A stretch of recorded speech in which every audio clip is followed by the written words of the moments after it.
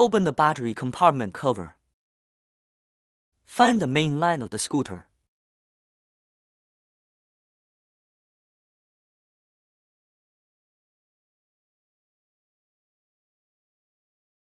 The bus is connected to the adapter cable, and then find the buck board. Remove the buck board and replace it with this new 2-in-1 board. Then plug one and plug in another one by one.